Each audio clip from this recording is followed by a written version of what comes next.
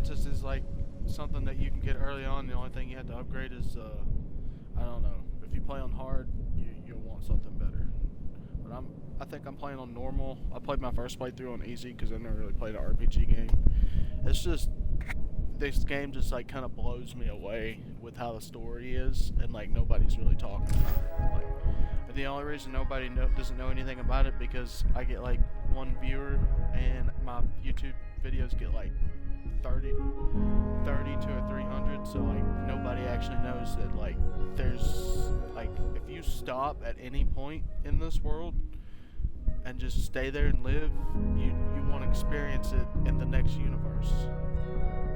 So if you decide that, you know, this is your stopping point in this universe, you're not going to experience what it's going to be like in the next universe, because there's just like, there's experiences like with playing through it and chasing the powers down in each universe, and then each universe you come to is completely different.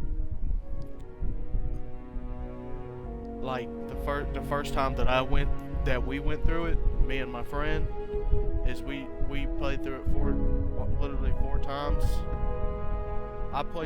The game got so good at the end of it that it was just like I was sucked in already.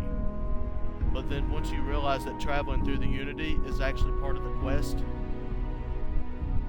and going to different universes to get the stuff, to obtain all the powers, you can get all 24, and then you can go and then you upgrade them to like the next phase. So each universe you can chase all 24, or you don't have to. You can just fast travel to the artifacts you need to go into the next Unity, because each Unity that you go into has a different beginning, a different ending. I think, maybe. I still think you fight the emissary and the hunter. It was just so fast, man. So I will say this, like, at one point when you travel to one Unity, you're gonna walk into the lodge and it's gonna be destroyed, and then Sarah, one of the characters is gonna be laying there saying that you betrayed them, and then that's when this is like the craziest boss fight in the entire game, because once you get to this point in the game, all you have is your laser and your powers.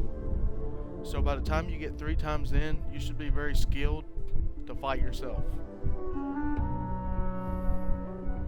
because you're going to fight the hunter, because you're the emissary. So you're going to fight the hunter for this boss fight, and all you're going to have is your laser and your powers. But you had to go through 3 universes, and you had to choose different endings in order to get this far into the story and experience the insanity of the storyline.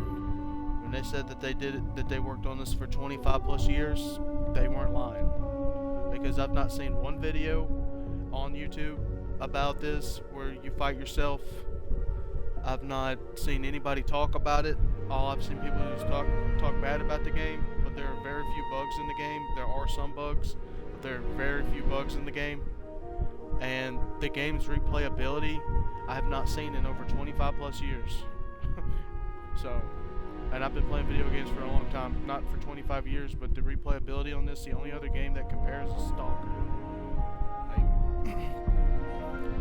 But the storyline is the best that I've ever seen written. Like, it's almost like it was from heaven. But yeah, that's my rant on that. I'm probably gonna upload that to YouTube. That's kind of why I talked about it, because it just blows my mind that nobody's talking about how good the storyline is. That's why I'm doing my second playthrough, because we know how to play the game through now. So this is my actual second playthrough, playing it through, chasing this powers. Like, we didn't even get all the powers, so this time I'm going to get all the powers on my first go, and then I'm going to try to level up as much of the things that I want for my character, because I want to make crafting an essential part of my